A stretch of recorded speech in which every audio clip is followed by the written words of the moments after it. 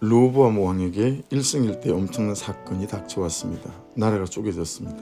그런데 르호보암은 군대부터 모아서 10지파를 무력으로 진압할 생각만 합니다. 여로보암과 10개 지파의 행동이 반역이었고 나라가 쪼개졌기에 반란군을 진압하는 것은 왕으로 살 수 있는 지극히 정당하고 마땅한 일입니다.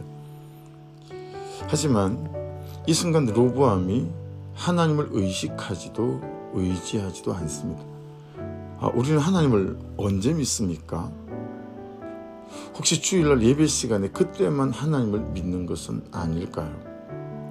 르호보암이나 오늘을 사는 우리나 삶에 이런저런 크고 작은 사건, 사고가 왔을 때 하나님을 의지하는 것이 왜 이렇게 어려운 일일까요? 은혜는 교회에서 사역을 할 때 담임 목사님 집에서 식사를 하는데 사람은 4사람인데 의자는 5개고 국은 또 놓지 않았지만 수저도 한 세트가 놓여 있었어요. 누가 또 오시는 모양이지요? 했더니 목사님이 아니야, 하나님 자리야, 그러시는 거죠. 정직하게 그런 생각을 했어요. 이렇게까지 좀 지나친 거 아닌가? 하지만 여러분, 이게 어떤 거죠? 이제 하나님을 의식하는 거죠. 꼬시레이, 혹시 이런 사투리 아십니까?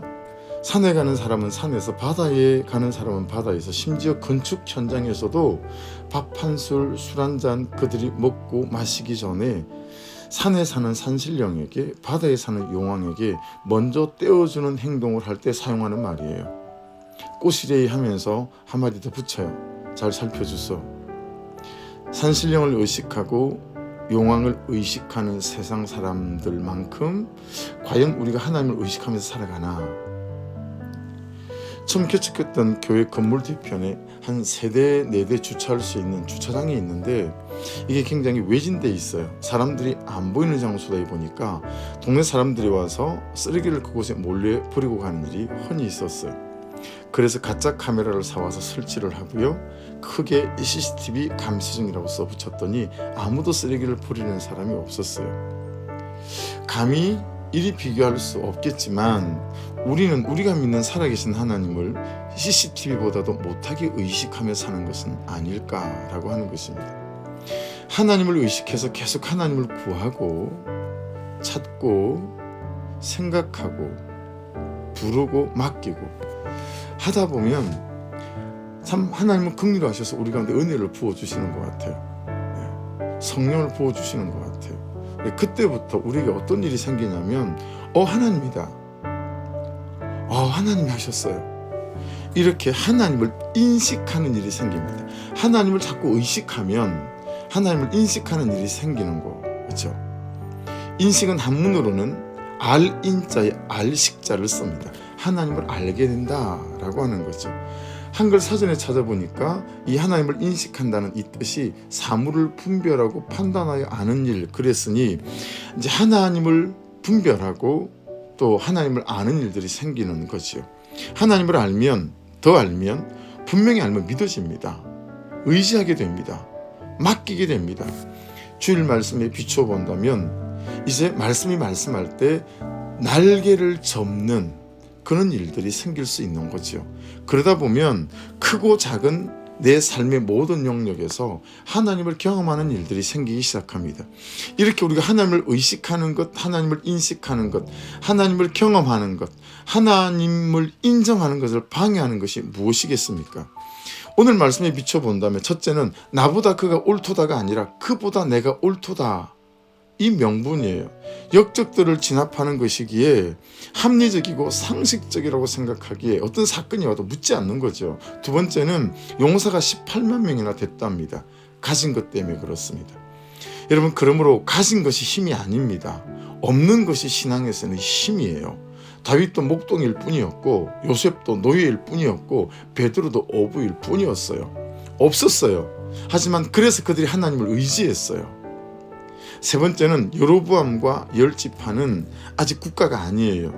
그러니까 르호보암 입장에서는, 유다 지파 입장에서는 충분히 이기겠다는 자기 힘을 의지하기 때문에 그렇게 되어졌습니다. 르호보암이 해야 될 가장 중요한 일은 무엇이었을까요? 자기를 하나님 앞에 세우는 것이었습니다. 이 사건을 붙들고 하나님 앞에 나아가는 것이죠.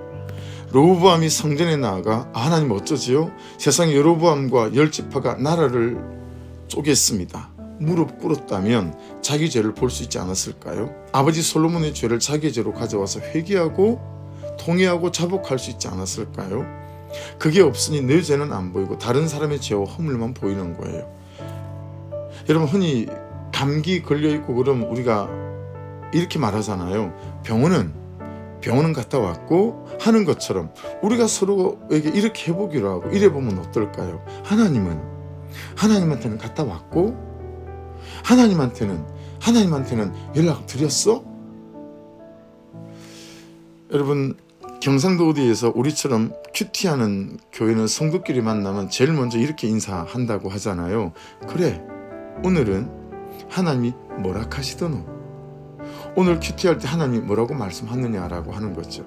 여러분, 최고로 하나님을 의식하는 것은 그거 아닐까요? 오늘 말씀을 통해서 하나님께서 나에게 뭐라고 말씀하시나?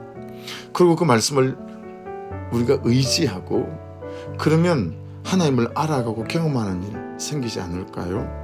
오늘의 적용 질문입니다.